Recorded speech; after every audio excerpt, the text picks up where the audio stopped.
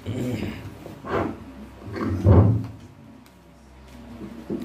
الله الرحمن الرحيم. الحمد لله الذي وفقنا لدين الإسلام وأعطانا نعمة الإيمان، والصلاة والسلام على سيدنا محمد سيد الإنس والجان وعلى آله وأصحابه الكرام إلى يوم القيامة. أما بعد، قال الله عز وجل في كتابه العظيم: وإنك لعلى خلق عظيم. وقال الله تبارك وتعالى: ولمن صبر وغفر إن ذلك لمن عزم الأمور. وقال الله تبارك وتعالى: والكاظمين الغيظ والعافين عن الناس. وقال الله تبارك وتعالى: وقولوا للناس حسنا. وقال النبي صلى الله عليه وسلم: إنما بعثت لأتمم مكارم الأخلاق، أو كما قال عليه الصلاة والتسليم. صدق الله مولانا العظيم وصدق رسوله النبي الكريم، ونحن على ذلك من الشاهدين والشاكرين. الحمد لله رب العالمين برحمتك يا أرحم الراحمين. جناب قدر، جناب محترم پرنسپل صاحب، جناب مشتاق احمد صاحب، گورنمنٹ ڈگری کالج ترال کے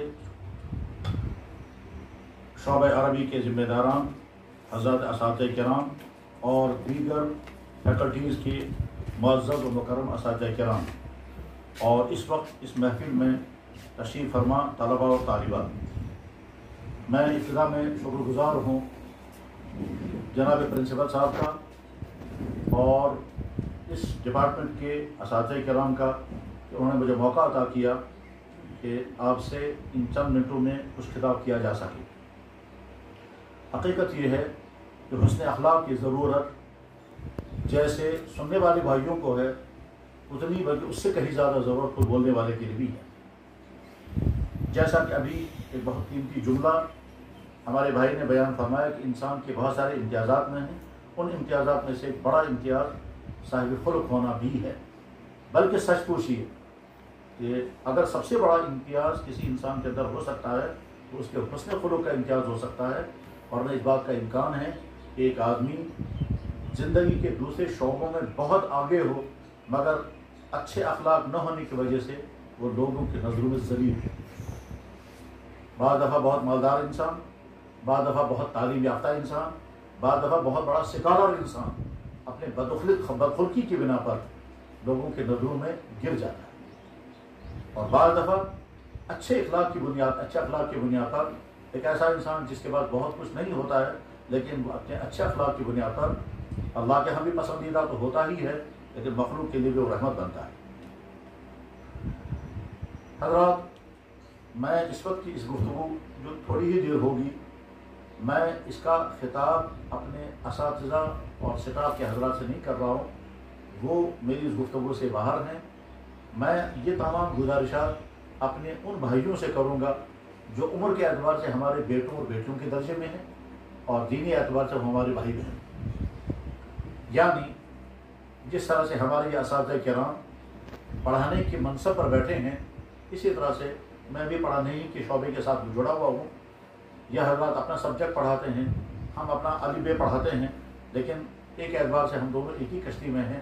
آپ بھی معلم ہیں اور ہم بھی معلموں کے آخری صف میں ہیں، لہذا میں اپنی اس گفتگو کا رخ بجائے اس کے اساتذہ کرام کی طرف کروں، میں مناسب سمجھتا ہوں کہ جیسے اپنی کلاس میں بیٹھ کر کے ہم اپنی گفتگو اپنے طلباء کے سامنے پیش کرتے ہیں، اس وقت یہ گفتگو بھی آپ طلباء ہی کے سامنے، اور آپ طلباء جیسا کہ میں نے عرض کیا، میں مقرر عرض کرتا ہوں، عمر کے اعتبار سے ہو سکتا ہے کہ ہمارے بیٹوں اور بیٹیوں کے درجے میں ہوں، لیکن اسلامی اخوت کے اعتبار سے اور معاشرے کے ایک بہت اچھے جوان ہونے کے اعتبار سے ہمارے بھائی، جیسا کہ ڈائٹ سیکرٹری صاحب نے عنوان بتا دیا، اور یقیناً اس میں کوئی شک نہیں ہے کہ شاید آج کے دور میں جتنے اخلاقیات کو پڑھانے، بتانے، عملانے اور سکھانے کی ضرورت ہے اتنی پچھلے کسی دور میں نہیں تھی۔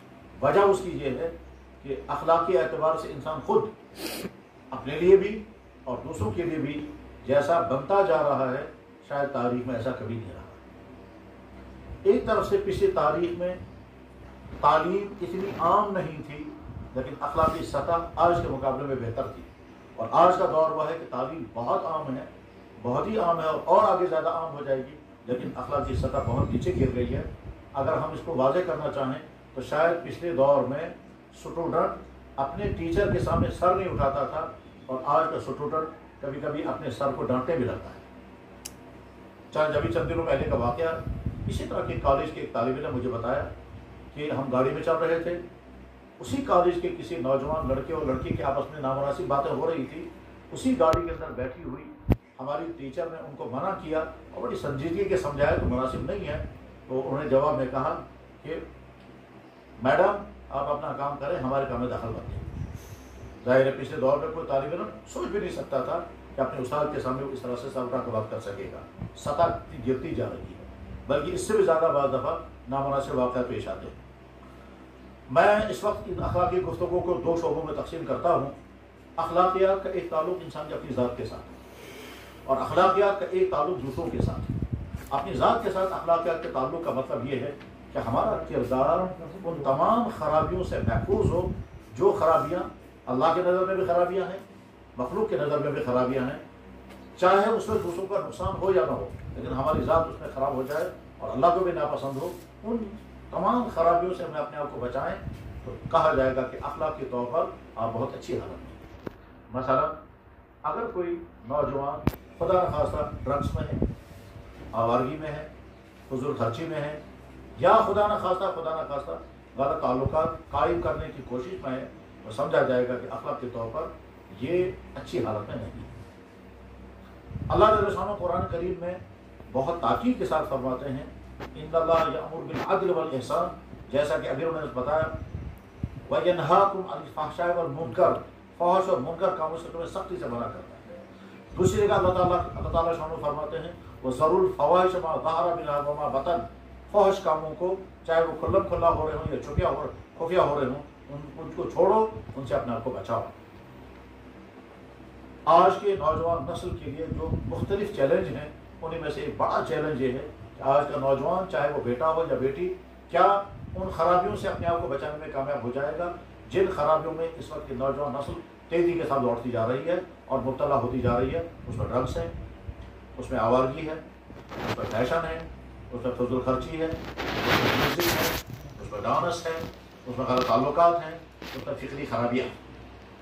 کیا آپ اپنے آپ کو بچانے میں اس میں اگر کامیاب ہوگے تو سمجھ لینا چاہیے کہ ہمارا یہ بیٹا اور ہماری یہ بیٹی کم سے کم اس ایک چیپٹر میں تو کامیاب ہوگی. اور یاد رکھنا چاہیے کہ یہ آسان نہیں، بہت مشکل ہے، اور مشکل اس وجہ سے ہے کہ انسان کی خوبی مانے یا خامی مانے یہ ماحول سے متاثر ہوتا ہے. ماحولیات چاہے وہ باہر کا ماحول ہو یا اندر کا ماحول ہو. میں اس کو تھوڑا واضح کرتا ہوں. جب سردیوں کا ماحول ہوتا ہے تو ہر چیز ٹھنڈی ہو جاتی ہے، جب خزاں کا ماحول ہوتا ہے تو ہر چیز پر خزاں طاری ہو جاتی ہے، اور جب بہار کا ماحول ہوتا ہے تو ہر چیز پر بہار آتی ہے. موسم بہار آتا ہے تو کٹے ہوئے درخت کے اندر بھی تھوڑا سا پتا نکل آتا ہے، وہ بہار موسم کا اثر ماحول. بہار کا موسم آتا ہے، خشک میدانوں میں ہریالی آتی ہے، سوکھے ہوئے درختوں میں پتے آ جاتے ہیں، چاروں طرف سے گرینری آ جاتی ہے، چاروں طرف سے لہرانے لگتا ہے، منظر خوبصورت ہو جاتا ہے، گرین ویلی بن جاتی ہے. یہ بہار کا اثر ہوتا ہے، وہ بہار کا ماحول ہے. اور اس کے بعد جب خزاں کا ماحول آتا ہے تو وہی سرسبز اور سبز پتے جو ہیں وہ زرد ہو جاتے ہیں، اور زرد ہونے کے بعد گر جاتے ہیں. اور ہم سب کشمیر کے لوگ جانتے ہیں کہ سردیوں کا ماحول کیسا ہوتا ہے. سردیوں کا ماحول کا اثر ہے. گرمیوں کا ماحول ہوگا تو ہر چیز گرم ہوگی، پانی بے گرم ہوگا، اور سردیوں کا ماحول آئے گا تو ہر چیز سرد ہو جائے گی. بس سیم اسی طرح سے اگر پاکیزہ ماحول ہو تو انسان کو بہت اچھا رہنا آسان ہوتا ہے، اور اگر برائیوں کا ماحول ہو تو انسان کو برائی میں مبتلا ہونے کے بہت خدشے رہتے ہیں. آج کا ماحول چونکہ اس طرح کی خرابیوں کا ہے، اس لیے آج کے جوان کو برائیوں سے بچنا بہت مشکل ہے، مگر کامیابی اور ناکامی کا وعدہ اسی بات. بہت زیادہ تفصیل سے بات کرنے کا وقت نہیں ہے. میں اگر مثالیں دینا چاہوں گا تو قریب کے دور کی مثال میں عرض کر سکتا ہوں. اقبال سے ہم سب لوگ واقف ہیں. کون پڑھا لکھا انسان ہوگا جو اقبال کے نام سے یا اس کے کام سے کسی نہ کسی درجے میں آشنا نہ ہو؟ آپ میں سے اکثر زیادہ جانتے ہوں کہ اقبال نے کسی مدرسے میں نہیں پڑھا. ہاں ایک بہت بڑے عالم ان کے استاد رہے ہیں، ان کا نام تھا مولوی میر حسن. وہ سیالکوٹ کے بڑے اساتذہ میں سے تھے، اور اقبال نے انہی سے فارسی بھی پڑھی تھی اور انہی سے عربی بھی پڑھی تھی. بعد میں اقبال نے اگر فارسی شاعری کی ہے تو وجہ بنے مولوی میر حسن، اور اگر انہوں نے لندن میں عربی کے لیکچررشپ قبول کی ہے 6 مہینے کے تو وجہ بنی تھی وہی مولوی میر حسن اور پروفیسر ارنولڈ۔ اقبال یہاں سے پڑھنے کے بعد پھر یورپ گئے اور 2.5 سال وہ لندن میں رہے اور تقریباً 6 مہینے جرمنی میں رہے۔ 2.5 سال لندن میں انہوں نے فلسفی کی ڈگری کی، نہیں لا کی ڈگری کی، اور جرمنی میں میونخ یونیورسٹی میں انہوں نے فلسفی کی ڈگری میں تھیسس بھی کی تھی، اور وہ ڈاکٹر ہو کر کے واپس آئے تھے۔ مجموعی طور پر ڈاکٹر اقبال نے 3 سال یورپ میں گزارے، اور یہ ڈاکٹر اقبال اس ماحول میں رہے ہیں جس کے بارے میں انہوں نے خود ہی کہا کہ میں اس آگ میں ڈالا گیا ہوں مثل خلیل۔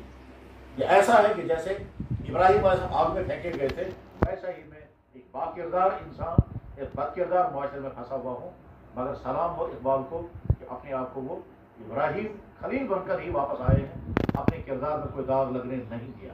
یعنی یہ نہیں کہہ سکتے اقبال نے وہاں رہ کر کے کچھ ایسی چیزیں کھائی ہوں گی یا پی ہوں گی جو اسلامی اعتبار سے بھی غلط ہیں، اخلاقی اعتبار سے بھی غلط ہیں، یا کوئی ایسی غلطی کی ہوگی جس کو اسلامی اعتبار سے بھی کہا جائے گا آپ سے جرم ہوا، اور انسانی اعتبار سے بھی کہا جائے گا غلط ہے۔ اقبال جیسے گئے تھے اس سے زیادہ اچھے بن کر واپس آئے۔ اچھے بن کر واپس آنے کے معنی کیا ہے؟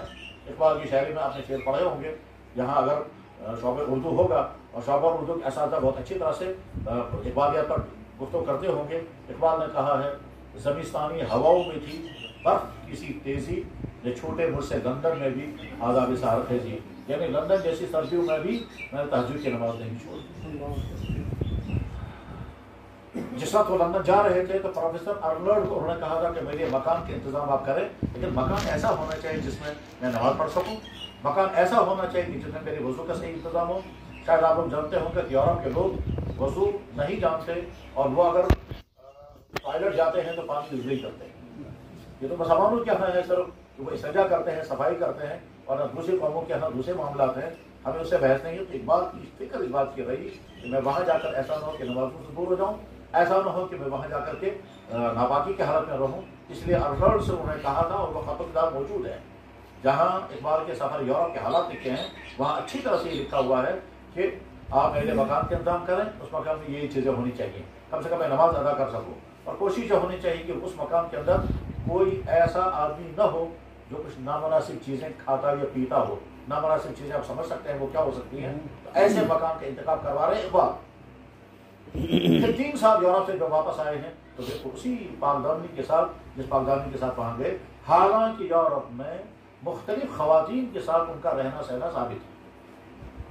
ان خواتین میں بڑی مشہور خاتون رہی ہیں عطیہ فیضی کے نام سے، اور عطیہ فیضی سینئر تھی اقبال سے آگے پڑھی ہوئی تھی، یہ اقبال کے ساتھ شفقت کا معاملہ بھی کرتی تھی، بلکہ فائنانشل سپورٹ بھی کرتی تھی، کیونکہ وہ ایک نواب کی بیٹی تھی۔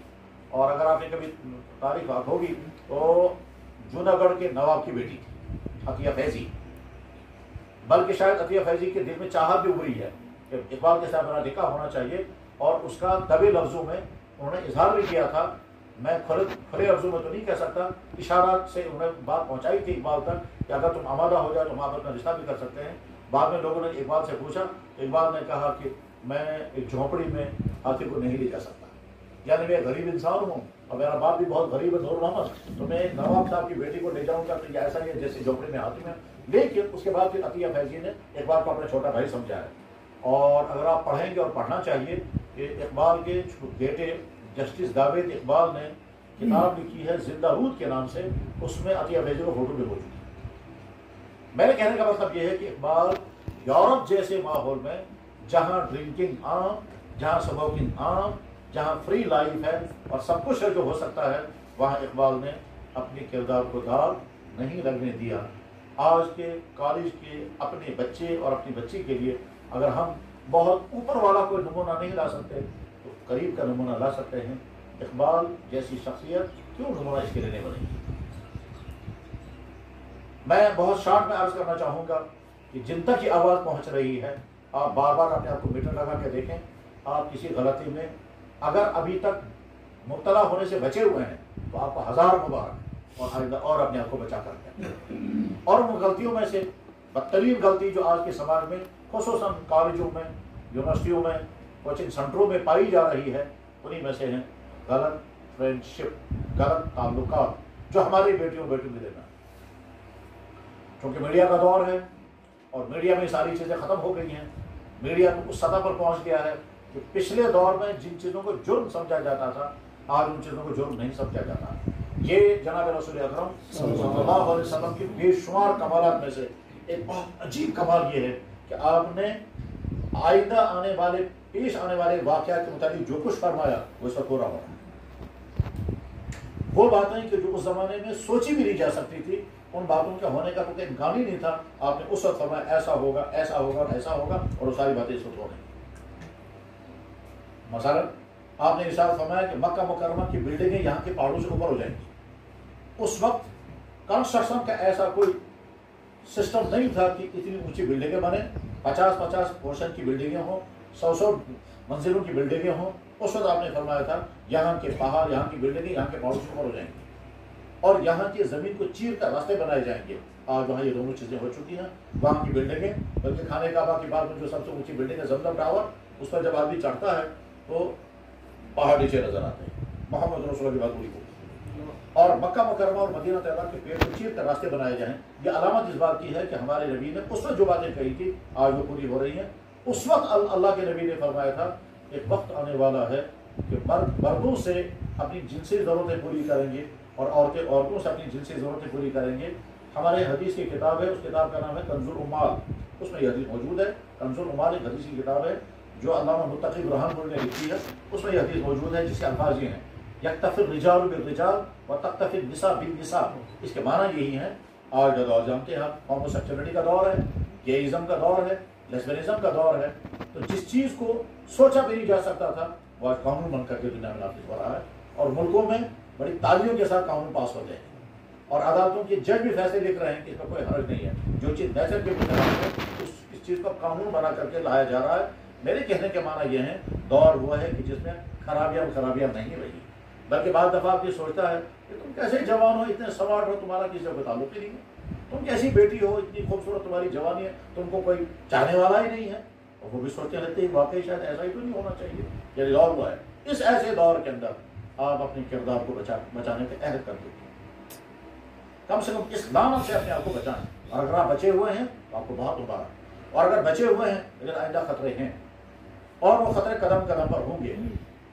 तो आज के अखलाकियात के चैप्टर में पहला चैप्टर आज के नौजवान लड़के और लड़के के लिए जो मैसेज दिया जा सकता है वो ये कि गलत दोस्तियों से अपने आप को बताएं, ये इश्क व आशिकी के इस माहौल से अपने आप को दूर रखें। और इस सिलसिले में हमारे नबी ने जो पेशनगोई फरमाई थी, जिसका मुझे हवाला देना है, वो ये हो सकता है आपने सुनी होगी हदीस, आपके असातिज़ा ने कभी हदीस बयान की होगी, बल्कि हो सकता है कि आपके असातिज़ा ने कभी आर्टिकल लिखे होंगे तो उसमें हदीस को कोट भी किया होगा कि अल्लाह के नबी अलैहि सल्लल्लाहु अलैहि वसल्लम ने इरशाद फरमाया, मैंने अपनी उम्मत के दो तबकों को जहन्नम में जलते हुए देखा। उनमें से एक तबका वो औरतें जो कपड़े पहनने के बावजूद नंगी होंगी, और माइलातुन मुमीलातुन, निसाउन ऐसी औरतें, कासियातुन कपड़े पहनी हुई, आरियातुन फिर भी नंगी होंगी, माइलातुन यहीं से पीछा करेंगी, मुमीलातुन और चाहेंगी कि हमको भी कोई पीछा करे, चाहेंगी कि हमको भी कोई मैसेजें करे, यानी ये चाहेंगी कि मैं किसी का आशिक बनकर दिखाऊं और किसी के माशूका बन जाऊं। जब हया मिटती है तो इंसान जहां तक पहुंचता है। लिहाजा मैसेज हम सब के लिए ये है, अखलाकी तौर पर कम से कम इस जुर्म से अपने आप को जरूर बचाएं। याद रखें, आपका जिस्म, आपकी ये जवानी, आपकी ये खूबसूरती, ये आपकी अपनी नहीं है, ये किसी आपके ज़िंदगी के साथी की अमानत है। हर बेटा ये समझे कि तुम्हारा खूबसूरत जिस्म किसी नामहरम के साथ टच करने का नहीं है, ये तुम्हारा खूबसूरत जिस्म उस होने वाली तुम्हारी बीवी की अमानत है जिसके साथ आइंदा तुम्हारा निकाह होगा, जो तुम्हें आज नहीं मालूम। और हर बेटी ये समझे कि अल्लाह ने तुमको जो कुछ भी दिया है ये तुम्हारा अपना नहीं है, ये तुम किसी की अमानत हो, और उस अमानत तक पहुँचते पहुँचते अपनी जवानी की हिफाजत करो। और जिस दिन तुम्हारा निकाह हो, चाहे तुम मर्द हो या औरत, तुम लड़के हो या लड़कियाँ, जिस दिन तुम्हारा निकाह हो तुम फख्र के साथ अपनी ज़िंदगी के पार्टनर को कह सको कि मैं बिल्कुल पाक। अगर आप ये कहने में कामयाब हो गए तो आपने जवानी का ये दौर कामयाबी के साथ गुजारा। और ये आसान नहीं है, ये काटूबरी। क्यों? इसमें टेस्ट है, इसमें मज़ा है, इसमें उभारने वाले मुहर्रिकात हैं, नफ्स, शैतान, माहौल। जब आप देखेंगे फला के साथ है, ख्याल आएगा हम ही पीछे क्यों बैठे हैं, हम भी किसी के आशिक क्यों न बने, हम भी किसी के माशूक क्यों न बने, ہم بھی کسی کی یادوں میں کیوں نہ تڑپیں. پھر شاعری بھی ہونے لگتی اسی پر, پھر اشعار بھی پڑھتے ہیں, پھر گانے بھی سنتے ہیں, اور یہ تمام چیزیں دراصل آگ لگا دیتی ہیں اس کی جوانی میں. اور یہ بھی چاہتا ہے میں بھی کسی کا پیچھا کروں اور کوئی میرا پیچھا کرے, اور یہ سارا زہر ہی زہر ہے, اخلاقی اعتبار سے بھی اور انسانی اعتبار سے. میں اس بات کو اس پر ختم کرنا چاہوں گا کہ جب کوئی لڑکا اور لڑکی اس مصیبت میں پھنس جاتا ہے تو اب اس کے بعد اس کی آنکھیں بھی گناہ کرتی ہیں, اس کی سوچ بھی گناہ میں رہتی ہے, اس کا چلنا بھی گناہوں کی میں شامل ہوتا ہے, بلکہ اس کا کبھی اس کا ہاتھ بھی گناہ میں. اگر اس نے ہینڈ شیک کیا تو یہ گناہ ہوا, اس کی طرف دیکھا یہ گناہ ہوا, اس کے خیالوں میں اس نے راتیں گزاری تو یہ گناہ ہوا, یہ لڑ رہا ہے تو گناہ ہوگا, میسیجیں ہو رہی ہیں تو گناہ ہوگا, اور چیٹنگیں ہو رہی ہیں تو گناہ ہوگا, اور یہ اتنا وقت اس میں گزر رہا ہے, یہ گناہ ہی گناہ ہے. اخلاقی طور پر یہ بدتری بہت بری ہے. دوسری خرابی جو آج کے جوانوں کو ہو سکتی ہے وہ ہے غلط چیزیں کھانا اور پینا, اور میں سب سے پہلے نمبر پر ہے منشیات. ہم نہیں بتا سکتے ہیں کہ وہ کون لوگ ہیں جو انسانوں کے اتنے بدترین دشمن ہیں جو اپنی نئی نسلوں کو تباہ کرنے کے لیے ان منشیات کو پھیلا رہے ہیں, چاہے وہ اپنا پیسہ کمانے کے لیے کر رہے ہوں, لیکن جو انسان دوسروں کی زندگی کے ساتھ کھیلے گا, یاد رکھنا چاہیے وہ خود یا اس کی نسل کسی طرح کی اس سے بدتر خرابی کی شکار لازماً ہوگی. میں اپنے نوجوان بھائیوں اور بہنوں سے کہنا چاہوں گا, اگر آپ اس وقت تک ابھی سے اسے بچے ہوئے ہیں تو آئندہ بچے رہنے کا عہد کر کے اٹھیں. آپ نے اپنے آپ کو اب تک کیسے بچایا, جیسے بھی بچایا آپ کو بہت مبارک. آگے اور زیادہ مشکل حالات آ سکتے ہیں, آپ کو اور زیادہ محرکات کا سامنا ہوگا, اس وقت اور اپنی زیادہ حفاظت کریں. تیسری چیز, یہ جو جوانی کا عہد ہوتا ہے, اس جوانی کے عہد میں انسان سیکھتا ہے, اور کبھی شعوری طور پر سیکھتا ہے, کبھی غیر شعوری طور پر سیکھتا ہے. آپ نے اگر سیکھنا شروع کیا تو ہو سکتا ہے آپ کی زبان پہ گالیاں آ جائیں گی. آپ نے اپنے دماغ کو سخت مزاج بنایا تو سخت مزاجی, آپ نے اپنے مزاج کو نرم مزاج بنایا تو نرم مزاجی آ جائے گی. سیکھنے کا یہ دور جو 3 ایج سے شروع ہوتا ہے اور تقریباً 25 سال کی عمر تک چلتا رہتا ہے, اس میں جیسے انسان کی باڈی کی پروگرس ہوتی ہے, بڑھتی رہتی ہے, اسی طرح سے انسان طرح طرح کی عادات سیکھتا ہے. ہم نے تو یہ بھی دیکھا کہ اگر ایک نوجوان لڑکا بہت اچھے اردو بولنے والے کے ماحول میں رہتا ہے تو ویسے اردو بولنے لگتا ہے, اور بہت اچھا نوجوان لڑکا اگر کسی انگلش اسپیکنگ ماحول میں رہتا ہے تو ویسے انگلش بولنے لگتا ہے. یہ ماحول کا سبب, اسٹائل بھی ویسے ہی بن جاتا ہے, انداز حرکتیں بھی ویسی بن جاتی ہیں. کہتے ہیں آپ سائنسدان بننا چاہتے ہیں تو سائنسی ماحول میں رہیے, آپ خود بخود آدھے سائنسدان بن جائیں. اگر آپ ڈرائیوروں کے ماحول میں رہیں گے تو سیکھے بغیر آپ ڈرائیوری آ جائے گی. سیم اسی طرح سے اگر آپ ماحول سے متاثر نہیں ہو رہے ہیں اور آپ نے اپنے آپ کو بچایا اس ماحول کی بری, یعنی آپ نے اپنے مزاج میں سختی نہیں آنے دی, توازن برقرار رکھی, روٹنے کے مزاج کے بنائے. بہت سارے بچوں کے والدین کیا کہتے ہیں, یہ بچہ بہت اچھا ہے مگر تیز ہے. والدین کبھی کہتے ہیں جی دعائیں کریں ہماری بیٹی ہے بڑی اچھی ہے مگر بڑی تیز ہے. تو آپ تیزی کس کے لیے دکھا رہے ہیں؟ آپ کو اپنی زندگی گزارنی ہے اپنی زندگی کے ساتھی کے ساتھ, تو آپ کی زندگی ناکام ہو جائے گی اگر آپ یہ تیزی دکھائیں گے. کیوں انسان اپنے آپ کو نرم مزاج, اللہ کے نبی علیہ الصلوۃ والسلام بار بار سمجھاتے تھے نرم مزاج اختیار کرو. فرمایا جناب رسول اکرم صلی اللہ علیہ وسلم ان سے عرض کیا ایک صحابی نے, یا رسول اللہ مجھے کوئی نصیحت کی, آپ فرمایا لا تغضب, غصہ مت کرنا. انہوں نے کہا یا رسول اور نصیحت کی, فرمایا غصہ مت کرنا. انہوں نے کہا یا رسول اور نصیحت کی, فرمایا غصہ مت کرنا. 3 دفعہ فرمایا. قرآن میں اللہ تعالیٰ فرماتے ہیں جو غصے کو پیتے ہیں اور لوگوں کی غلطیوں کو معاف کرتے ہیں, اللہ تعالیٰ ان کے لیے خاص جنت تیار کیا, والکاظمین الغیظ والعافین عن الناس. اس کے لیے اللہ نے فخر کے ساتھ اعلان کیا, میرا یہ نبی دیکھو یہ خلق عظیم کے مقام پر فائز ہے. غرض یہ کہ جو ذاتی اخلاقیات ہیں وہ ہماری بہت معیاری ہونا چاہیے. ہماری زبان سے گالی نہ نکلے, ہمارا رویہ بہت اچھا ہو. ہم اپنے ماں باپ کے اگر بیٹے اور بیٹیاں ہیں تو ہمارے ماں باپ کہنے چاہیے کہ جتنا اچھا میرا بیٹا اور میری بیٹی ہے اتنے ہی اچھے بچے اوروں کو ملنے چاہیے.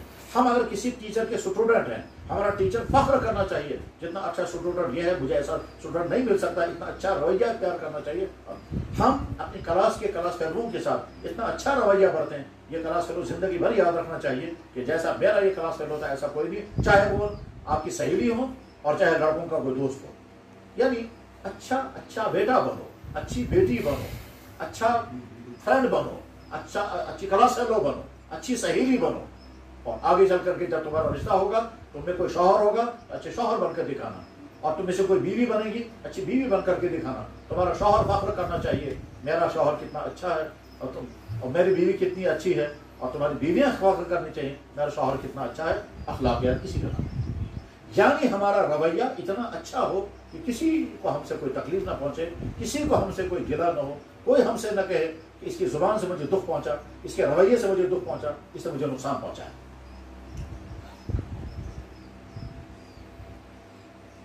جب مجھے مثال یاد آ گئی تو میں عرض کر دیتا ہوں، غالب شاید ہو سکتا ہے کل بھی میں نے بیان کی ہوگی۔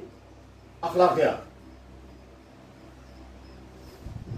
ساؤتھ افریقہ کے مشہور لیڈر گزرے ہیں، آپ میں سے جو پڑھے لکھے حضرات ہیں خوب نام معلوم ہوگا، جو 20-25 سال تک جیلوں میں رہے اور اس کے بعد پھر وہاں ساؤتھ افریقہ کے پریزیڈنٹ بھی بنے۔ اکثر لوگ جانتے ہوں گے کہ بیچارے ہمارے نوجوان لڑکے اور لڑکیاں ہو سکتا ہے آپ نے نام نہیں سنا ہوگا یا سنا ہوگا اور آئندہ ضرور سنیں گے۔ 20-25 سال تک وہ جیل میں رہے اور اس کے بعد پھر وہ کابو کے لیڈر تھے، پھر وہ جب وہاں رہا ہو گئے تو وہاں کے پریزیڈنٹ بھی بنے تھے۔ جیل میں رہتے ہوئے انہوں نے بہت لٹریچر پڑھا تھا اور اس لٹریچر میں اہمیت کے ساتھ انہوں نے جناب سید المرسلین محمد رسول کی سوانح حیات پڑھی تھی، سیرت پڑھی تھی۔ ان کا واقعہ میں نے خود پڑھا۔ علی گڑھ یونیورسٹی سے میگزین نکلتی ہے، علی گڑھ یونیورسٹی سے میگزین نکلتی ہے، اس کا نام ہے تہذیب الاخلاق۔ یہ تہذیب الاخلاق کی میگزین سر سید احمد خان نے خود شروع کی ہے اور آج تک وہ میگزین چل رہی ہے، آج بھی اس کے شمارے آتے رہتے ہیں، میرے پاس بھی موجود ہے۔ حسن اتفاق یہ ہے کہ اس میگزین کے ایڈیٹر آج کل ہمارے ساتھی ہیں جو علی گڑھ میں ہیں، سعود عالم قاسمی صاحب، مولانا ڈاکٹر سعود عالم قاسمی۔ وہ کبھی کبھی مہربانی کرتے ہیں، وہ میگزین مجھے بھی بھیج دیتے ہیں۔ اس میں نے واقعہ پڑھا کہ پریزیڈنٹ نیلسن منڈیلا ڈربن یا جوہانسبرگ میں شام کا دورہ کر رہے ہیں شہر کا، کافی دیر ہو گئی تو انہوں نے سیکورٹی افسر سے کہا کہ آپ پریزیڈنٹ ہاؤس جانے کے بجائے ہم وہیں کسی ریسٹورینٹ پہ جائیں گے اور ہوٹل میں جا کر کھانا کھائیں گے۔ انہوں نے کہا ٹھیک ہے، انہوں نے جا کے چیکنگ کی اور اس کے بعد کسی ریسٹورینٹ کا انتخاب کیا کہ وہاں جا کر کھانا کھائیں گے۔ بہرحال پہنچ گئے، وہاں سیکورٹی لگ گئی، پریزیڈنٹ صاحب اندر آ گئے، میز پر بیٹھے، آرڈر ہو گیا، کھانا آ گیا۔ اسی ہال میں، اسی ڈائننگ ہال میں کسی کونے پر ایک صاحب کھانا کھا رہے تھے، جو کھانا کھاتے جب انہیں دیکھا پریزیڈنٹ اندر آ گیا تو کھانے لگا۔ کب تاری ہو گئی، کافی دیر ہو گئی، وہ کپکپاتا رہا، یہ لوگ دیکھتے رہے، لیکن پریزیڈنٹ نے بھی ایک مرتبہ اسے دیکھ لیا اور تھوڑا سا اس کے چہرے پر ہنسی گیا۔ اس کے بعد جب کھانا لگ گیا تو انہوں نے کہا ان سے کہو یہ بھی ہمارے ٹیبل پر آ جائیں اور یہیں بیٹھ کر کھائیں گے۔ بہرحال اس کو آرڈر چلا گیا، وہ بھی بیچارہ اپنی پلیٹیں لے کر کانپتے ہوئے ہاتھوں کے ساتھ آیا، وہ بھی سامنے بیٹھا، کھاتا رہا، کپکپاتا رہا، کھاتا رہا، کپکپاتا رہا، یہاں تک کہ جب کھانا ختم ہو گیا تو پریزیڈنٹ صاحب نے ان سے کہا اس سے کہو آپ چلے جائیں، آپ کا بل بھی ہم ہی پے کر دیں گے، آپ کو پے کرنے کی ضرورت نہیں ہے۔ بہرحال وہ کانپتا ہوا وہ چلا گیا۔ یہ سیکورٹی افسر پریزیڈنٹ صاحب سے کہتے ہیں کہ بیچارہ نہ جانے کس بیماری میں ہے اور مسلسل یہ کانپتا رہا۔ تو پریزیڈنٹ نے کہا کسی بیماری میں نہیں ہے، اس کا واقعہ ایک اور ہے، اور وہ واقعہ یہ ہے کہ جب میں جیل میں تھا اور مجھے انٹراگیشن ہوتا تھا، اس آدمی کی ڈیوٹی تھی کہ جب میں بے ہوش ہو جاؤں گا تو مجھے پانی پلائے، لیکن یہ مجھے پانی نہیں پلاتا تھا بلکہ میرے منہ میں پیشاب آتا تھا۔ اس کو نہیں اندازہ تھا اس وقت کہ ایک وقت یہ بھی آئے گا کہ میں پریزیڈنٹ بن کے اس ملک کا سربراہ ہوگا۔ اب جب اسے مجھے دیکھ لیا، اس کو وہی ڈر ہے، نہ جانے اس کے خلاف میں کیا ایکشن لوں گا۔ یہاں تک مجھے واقعہ نہیں سنانا تھا، یہ تو چونکہ بیس ہے اصل چیز کی۔ اس کے بعد پھر نیلسن منڈیلا نے جو کہا وہ دو چیزوں کی علامت ہے، ایک ہے محمد رسول اللہ کی حسن سیرت کا کردار کہ اثرات کہاں تک پہنچتے ہیں اور دوسرے کیسے اسے فائدہ اٹھاتے ہیں۔ منڈیلا صاحب نے کہا میں نے جیل میں پروفیٹ محمد کی سٹوری پڑھی ہے ساری کی ساری، مکے کے دشمنوں کو جس طرح سے انہوں نے معاف کر دیا تھا اور جب ان کے ہاتھ میں پاور تھا اور کسی کو کوئی تکلیف نہیں پہنچائی، بس ٹھیک اسی طرح سے میں نے بھی وہ عہد کیا ہے میں کسی کو کوئی تکلیف پہنچاؤں گا تو گواہ رہنا جس آدمی نے میرے ساتھ یہ سلوک کیا ہے وہ ڈر رہا ہے میں اس کے ساتھ کیا کروں گا، میں اس کے ساتھ کچھ نہیں کر سکتا، میرے لیے آئیڈیل محمد رسول۔ واقعہ کہاں ہے؟ تہذیب الاخلاق۔ اس کے ساتھ اس نے دوسرا واقعہ بھی لکھا ہے، اس سے اندازہ ہوتا ہے کہ انسانی توازی کیا ہوتی ہے۔ اس میں واقعہ لکھا ہوا ہے کہ شاید غالباً 1932 کے لندن کے میڈیکل کالج سے ڈاکٹروں کی ایک ٹیم تیار ہو گئی، تو جو کالج کے پرنسپل صاحب تھے انہوں نے ٹیم کے لڑکوں سے کہا میں کوشش کروں گا کہ پرائم منسٹر صاحب ہمارے اس فنکشن میں آ جائیں جس دن تمہیں یہاں سے رخصت ہونا ہوگا، اب ان سے ڈیٹ لے لوں گا۔ بہرحال ڈیٹ لے دی گئی اور اس کے بعد پھر اب ان کو سی آف کرنا ہے، اب یہ نئی ڈاکٹروں کی نئی ٹیم فیلڈ میں جانے والی ہے۔ تو یہ جو میڈیکل کالج کا پروفیسر ہے کیونکہ پی ایم صاحب بیٹھے ہوئے ہیں، مجھے نہیں معلوم ہے جار کنجم تھا وہ کون سا والا تھا، 1932 یا 1929 کی بات ہے، تہذیب الاخلاق میں تاریخ لکھی ہوئی ہے۔ کہتے ہیں کہ جب وہ پریزیڈنٹ صاحب بیٹھ گئے تو یہ ڈاکٹر کھڑے ہو گئے، انہوں نے کہا دیکھو آپ لوگ اب فیلڈ میں جاؤ گے اور ڈاکٹر بن کر کے جا رہے ہیں، آپ وہاں کیا رویہ اختیار کرو گے لوگوں کے ساتھ میں ڈیٹیل نہیں بتاؤں گا، میں اپنا واقعہ سناتا ہوں تمہیں۔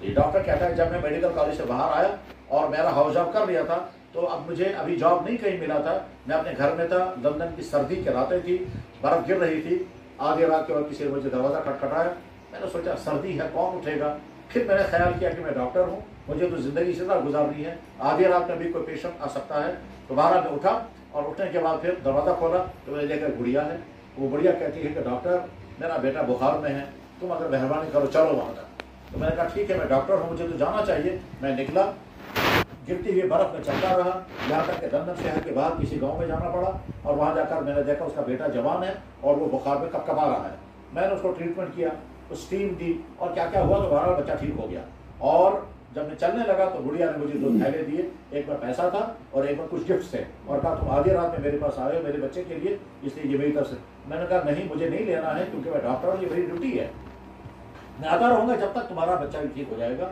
تم گھبرانا مت، اور مجھے تمہاری کوئی فیس نہیں چاہیے اور لینی بھی نہیں ہے فیس، کیونکہ میں چانس لے رہا ہوں اور یہ اس سے میرا تجربہ بڑھ رہا ہے، کہنا کہ یہ کہہ کر کے میں بچے کو دیکھتا رہا یہاں تک بچہ ٹھیک ہو گیا۔ یہ پرنسپل صاحب نئے تیار ہونے ڈاکٹروں سے کہتے ہیں میں یہ چاہوں گا کہ آپ لوگوں کا کردار بھی ایسا ہی ہونا چاہیے، یہ کہہ کر ابھی وہ بیٹھنا بھی نہیں پایا تھا تو پی ایم صاحب کھڑے ہو،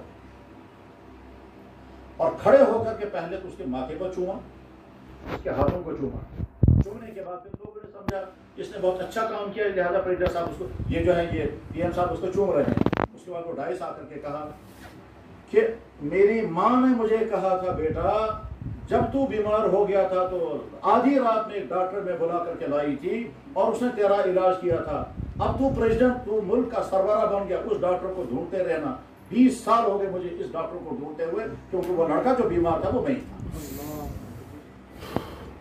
جس لڑکے کا اس نے علاج کیا ہے وہ میں، کردار یہ ہے، کردار حسن کردار کہیں بھی ہو، ہمارا نبی ہمیں یہی سکھاتا۔ تو حسن اخلاق کا ایک چیپٹر تو اپنی ذاتوں کے ساتھ، اور حسن اخلاق کا دوسرا چیپٹر دوسروں کے ساتھ، دوسروں کے ساتھ ہونے کے معنی ہے ہمارے کسی چیز سے دوسرے کو تکلیف نہ پہنچے، چنانچہ جناب محمد رسول اللہ صلی اللہ علیہ وسلم نے فرمایا کیا میں تمہیں ایک ایسا عمل بتاؤں کہ تمہارا درجہ ان لوگوں سے اونچا ہو جائے گا جو راتوں کو عبادت کرتے ہیں، دنوں کو روزہ رکھتے ہیں؟ صحابہ نے عرض کیا ضرور فرمایا حسن اخلاق، اب حدیثی کتاب ہے ابن ماجہ، اس میں بھی حدیث موجود ہے اور کئی کتابوں میں حدیث موجود ہے، یعنی حسن اخلاق کے نتیجے میں ہم وہ کچھ بن سکتے ہیں کہ اگر حسن اخلاق نہیں ہوگا تو جانوروں سے بدتر ہوں گے۔ سوال پیدا ہوتا ہے حسن اخلاق کسے کہتے ہیں؟ تو جواب کم سے کم 2 چیزیں ہمارے اندر اگر آ جائیں تو کہا جائے کہ حسن اخلاق آ گیا، وہ 2 چیزیں کیا ہے؟ ہم سے کسی کو تکلیف نہ پہنچے، الکف عن الاذى، دوسروں کو اذیت پہنچانے سے اپنے آپ کو دور رکھو، اور یہ بہت مشکل ہے، یہ آسان نہیں ہے، خاص طور پر جب میں ایکشن لے سکتا ہوں، کسی شخص نے مجھے گالیاں دی ہوں اور میں بھی جواب میں گالیاں دے سکتا ہوں، نہیں میں نے جواب میں ہاتھ بھی چلا سکتا ہوں، اس وقت مجھے اپنے آپ کو کنٹرول کرنا آسان ہے، بہت مشکل ہے۔ بیوی نے شوہر کے سامنے نامناسب بات کہی، شوہر کو پیش آ گیا، اب وہ ایکشن لے سکتا ہے، اگر اپنے آپ کو وہ بچائے گا، روک لے گا، کہا جائے گا کیا مشکل۔ شوہر نے بیوی سے نامناسب بات کہی، بیوی بد کلامی کر سکتی ہے، اگر اس نے آپ زبان کو قابو کیا تو اس نے اخلاق۔ طالب علم نے غلطی کی، استاد ڈانٹ ڈپٹ کر سکتا ہے، اس نے ڈانٹ ڈپٹ نہیں کی، البتہ نصیحت کی، جو نصیحت کرنے کی ذمہ داری ہے، اس نے نصیحت کی، ڈانٹ ڈپٹ کر سکتا تھا، تم بدتمیز ہو، تم نالائق ہو، یہ بد اخلاقی ہو، لیکن اگر نرمی سے اس نے سمجھا بیٹا یہ تمہاری مناسب نہیں، جو تم کر رہے ہو اس کی تمہاری زندگی تباہ ہو جائے گی، نصیحت کرنا اور چیز ہے، ایکشن لینا ڈانٹ ڈپٹ کرنا اور چیز ہے، تو ہم سے کسی کو تکلیف نہ پہنچے ایسا مزاج اگر ہمارا بن جاتا ہے تو یہ حسن اخلاق۔ اور دوسرے، جس جگہ ہم دوسرے کو راحت پہنچا سکتے ہوں وہاں راحت پہنچانے میں نہ رکیں، تو یہ حسن اخلاق کی دوسرا بیٹا۔ آپ حضرات پڑھے لکھے ہیں، جناب رسول اکرم صلی اللہ علیہ وسلم پہلی وحی نازل ہوئی ہے، تو کیا واقعہ پیش آیا تھا؟ غار ہرا کا واقعہ مشہور ہے اور سیرت میں بھی ہے، حدیث میں بھی ہے، بلکہ بخاری حدیث کے سب سے اونچے درجے کی کتاب بخاری شریف ہے، اس کے پہلے صفحے پر حدیث ہے، امام بخاری نے اس کو وحی کے بیان میں لایا ہے۔ اب یہ پہ تذکرہ آ گیا تو میں عرض کر دیتا ہوں کہ امام بخاری کا کہ بہت کمالات ہیں، ان کمالوں میں سے ایک کمال یہ ہے کہ انہیں اپنی کتاب کی ترتیب ایسی لگائی ہے کہ دنیا کو دوسرا کوئی محدث ایسی ترتیب نہیں لگا سکتا۔ اس ترتیب لگانے میں انہوں نے کیا کیا کہ حدیث جب جمع کی جاتی ہے تو کچھ لوگ تو لکھیں گے ایمان والی کتاب الایمان، یا کتاب الوضو، یا کتاب الصلاۃ، یا کتاب الطہارت، طہارت کا بیان، ایمان کا بیان، اتباع سنت کا بیان وغیرہ. لیکن امام بخاری نے وہی کا بیان شروع، نہ ایمان، نہ علم، نہ اخلاق، نہ نماز، نہ روزہ، وہی کا بیان. اور وجہ اس کی یہ بتائی کہ دیکھو انسانوں کے پاس خالق انسان کی طرف سے جو کچھ آئے وہ وہی کے ذریعہ ہے، تو پہلے سورس کو دکھا دینا ہے یہ وہی ہے کیا چیز. تو وہی کو ڈسکس کیا کہ وہی کیا ہوتی ہے، اس کی حقیقت کیا ہے، اس کی کتنی قسمیں ہیں، جس پر وہی نازل ہوئی وہ نبی کیسا تھا، کتنی مرتبہ وہی نازل ہوئی ہے. تو اسی میں ہے سب سے پہلے وہی آئی تھی غار حرا میں. اور غار حرا میں جب وہی آئی تو اللہ کے نبی علیہ السلام طبعی طور پر بشری تقاضوں کے مطابق گھبرا گئے، اور گھبرانے کے بعد جب وہاں سے واپس آئے ہیں تو اپنی اہلیہ حضرت خدیجہ سے کہا تھا زمیلونی زمیلونی، مجھ پر چادر ڈالو، مجھ پر چادر ڈالو. اور اس کے بعد حضرت خدیجہ نے چادر ڈالی، جب سکون ہوا تو حضرت آپ علیہ السلام نے فرمایا کہ مجھے لگتا ہے کہ شاید میں زندہ نہیں، مجھے لگتا ہے کہ مجھ پر ایک ایسی ذمہ داری ڈالی گئی جو میں نبھا نہیں پاؤں گا. حضرت خدیجہ نے اس وقت آپ کے اخلاق کو سامنے رکھا، کیا فرمایا؟ کلا، آپ گھبرائیے مت، واللہ لا یخزیک اللہ ابدا، قسم اللہ کی اللہ تعالیٰ آپ کو کسی ایسی پریشانی میں نہیں ڈال سکتے جس کو آپ سہار نہ سکیں. کچھ لوگوں نے اس کا ترجمہ کیا ہے واللہ لا یخزیک اللہ ابدا، اللہ تعالیٰ کو رسوا نہیں کرے گا. یہ ترجمہ صحیح نہیں ہے، ترجمہ سب صحیح لفظ تو خزیون استعمال ہوا ہے، اور ترجمہ ہے اللہ تعالیٰ آپ کو ایسی پریشانی میں نہیں ڈالے گا جو آپ برداشت نہ کر سکیں. تو کیا فرمایا؟ انک لتصل الرحم، آپ اسے رحم نہیں کرتے، وتحمل الکل، دوسروں کی مصیبت اپنے سر لیتے ہیں، وتقری الضیف، مہمان کی مہمان نوازی کرتے ہیں، وتحمل الاذى، اور دوسروں کی اذیت برداشت کرتے ہیں، وتعین علی نوائب الحق، اور دوسروں کے لیے قربانی دینے کو تیار ہو جاتے ہیں. یعنی حضرت خدیجہ نے آپ کے اخلاقیات کو پیش کیا. آپ کے حسن اخلاق کا عالم یہ ہے، آپ سے کسی کو تکلیف نہیں پہنچتی، آپ سب کے ساتھ صلہ رحمی کرتے ہیں، آپ حسن سلوک کا معاملہ سب کے ساتھ کرتے ہیں، دوسروں کی مصیبت اپنے ساتھ مول دیتے ہیں. آپ کو اللہ تعالیٰ کو آپ کے اخلاق کو پیش کیا.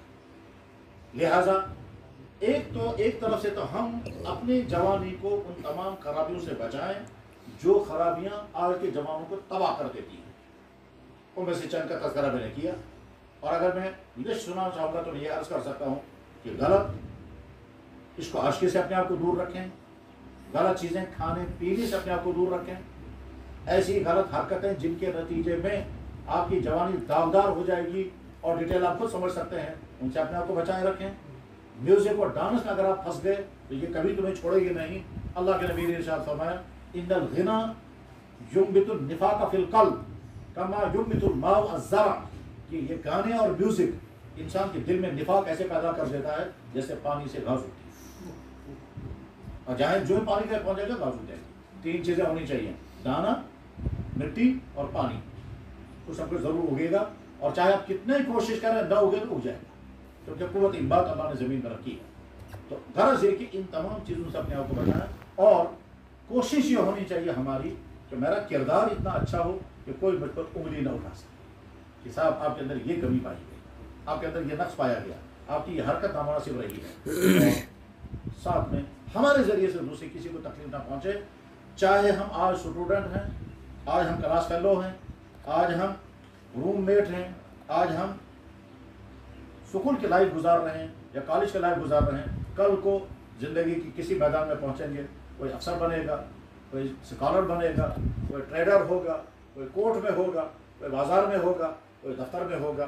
اس وقت ہمارا کردار انسانوں کے ساتھ کیا ہونا چاہیے؟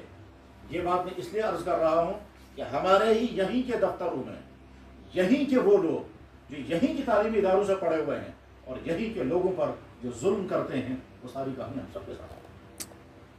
ہمارے دفتروں میں ہمارے بھائیوں پر جس طرح سے ظلم کے پہاڑ توڑتے ہیں، اور پیسوں کے لیے، ٹال مٹول کے لیے، قانون کی خرابی کے لیے. کل رات مجھے میرے دوست بیان کر رہے کیا لگے، میں نے ایک سسٹم یہاں شروع کیا تھا سری نگر کے اندر. اس سسٹم میں چلا رہا تھا کہ لوگوں کو بہت آسانی کے ساتھ ٹرانسفر مہیا ہوگا، خاص طور پر خواتین کو. ان کے ساتھ فون کرنا ہے، ان کے گیٹ پر گاڑی پہنچ جاتی ہے اور وہ گاڑی ان کو وہاں پہنچائے گی، اور سیکورٹی ہر طرح کی ہے. لیکن صاحب ہمارے کشمیری ملازم پرمیشن دینے کو تیار، وہ ٹال مٹول کر رہے ہیں کہ آپ کے چائے آسی تمبرے کہتے ہیں، اس میں چائے چاہیے. اور اس کے بعد انہوں نے کہا میں بند کرتا ہوں، میں جاؤں گا واپس، یا تو میں لندن میں یہی کام کروں گا یا بنگلور میں کروں گا، بھلا مارو اس کو. یعنی گویا ہمارا یہاں کا پڑھا لکھا ڈگری لے کر کے جب سوسائٹی میں آتا ہے تو ظالم بن کر زندگی گزارتا ہے. اور ظالم بن کر زندگی گزارتا آگے چل کر انجام بہت بڑا.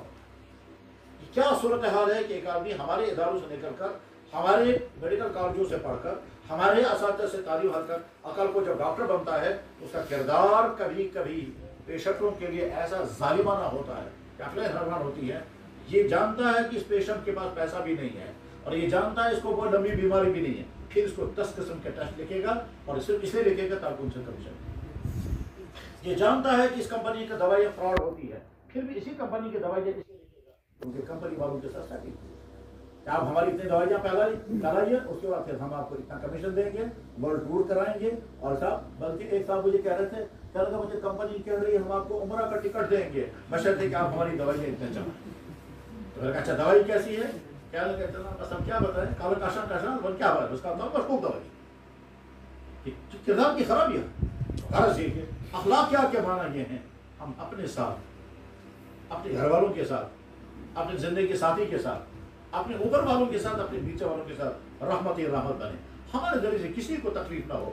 محمد رسول اللہ اپنے آپ کو یہی کہہ کر کے سامنے لایا کہ دیکھو میرے ذریعے سے کسی کو تکلیف نہیں پہنچی. میں واقعہ سنا کے بعد ختم کر رہا ہوں. اور شاید اخلاقیات اس سطح پر اس دنیا میں کوئی نہیں جا سکتا، پہنچ ہی نہیں سکتا، سوچ بھی نہیں سکتا کوئی کہ جناب رسول اکرم صلی اللہ علیہ وسلم کی سب سے بڑی صاحبزادی کا نام ہے زینب. زینب کا نکاح جس شخص سے ہوا تھا اس کا نام تھا ابو العاص، اور وہ نکاح اس وجہ سے ہوا تھا کہ آپ علیہ السلام کی اہلیہ محترمہ ام المؤمنین حضرت خدیجہ نے بڑا اصرار کیا حضور سے کہ یا رسول اللہ یہ جو ابو العاص ہے یہ میرا بھانجا ہے اور بہت شریف ہے، میں اپنی بیٹی کا رشتہ اسی کے ساتھ کرنا چاہتی ہوں. حضور نے فرمایا بہت اچھا، جب تمہیں پسند. بہت دیانتدار تھے اور اللہ کے نبی نے جن صحابہ کی تعریفیں کی ہیں ان میں ابو العاص بھی. ابھی تذکرہ آیا تھا بخاری شریف حدیث کا کتاب کا. امام بخاری کی کتاب میں ایک چیپٹر ہے کتاب المناقب، اس میں وہ صحابہ کے متعلق جو اللہ کے نبی نے جو فرمایا وہ سب اس میں جمع کیا. اسی میں ابو العاص کے متعلق حضور نے فرمایا ابو العاص بہت اچھا ہے، شریف ہے، امانت دار ہے، سچا ہے. خسر یعنی حضور اپنے داماد ابو العاص کے متعلق جو بیان فرما رہے ہیں حدیث میں ہے.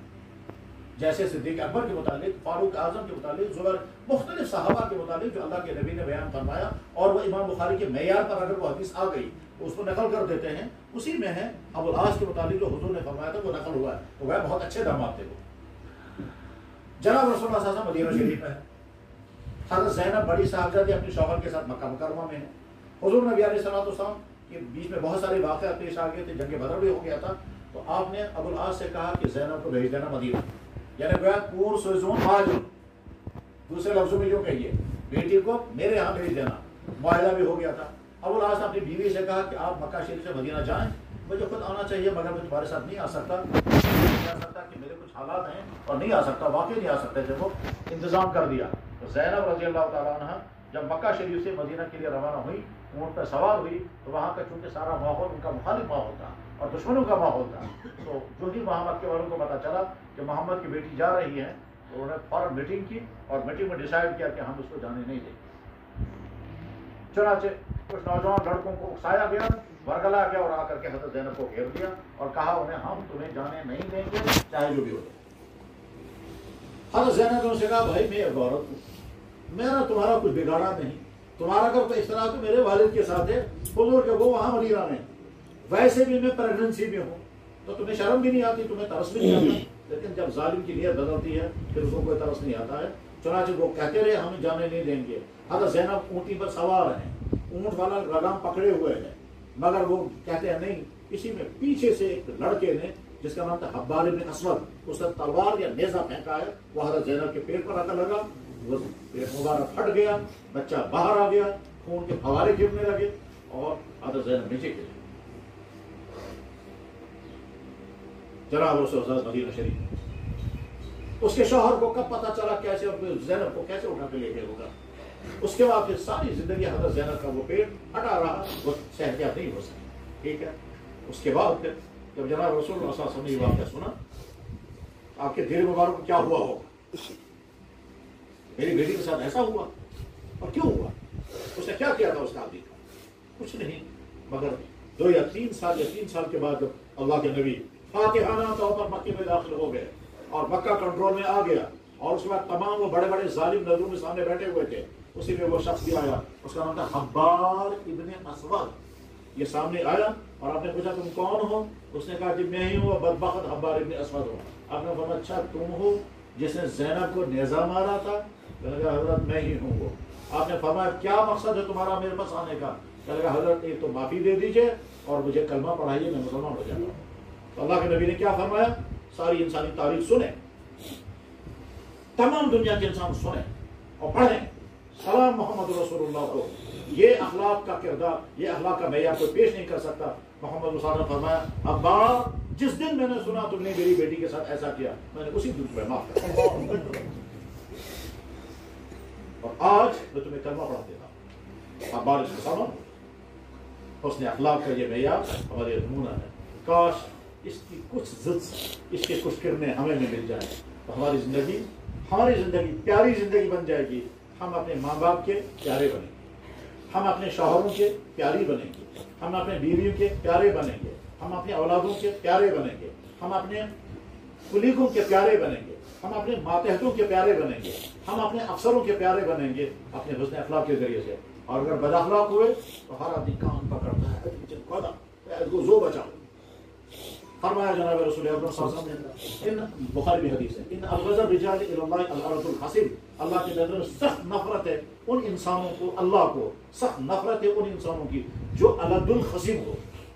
الد الخصب کے معنی ایسا برا بیہیویئر کرنے والا، ایسا رف اور ٹف قسم کا روڈ بیہیویئر کرنے والا انسان جس سے سارے لوگ کان پکڑے دور بھاگیں اور جس سے سارے لوگ ہٹنا چاہیں کہ صاحب ال کو پاؤں بچاؤ، تو اللہ تعالیٰ فرماتے ہیں مجھے بھی اس سے نہ۔ یعنی اچھے باپ بنو، اچھا بیٹا بنو، اچھے شوہر بنو، اچھی بیویاں بنو، اچھے بھائی بنو، اچھے کسٹمر بنو، اچھے افسر بنو، اچھے دوست بنو، اچھے ٹیچر بنو، اچھے اسٹوڈنٹ بنو، اچھے کلاس فیلو بنو، اچھے بنو اچھے۔ محمد رسول اللہ نے اس اچھا بننے کے لیے اپنے آپ کو پیش کیا ہے اور ان سے زیادہ بہترین نمونہ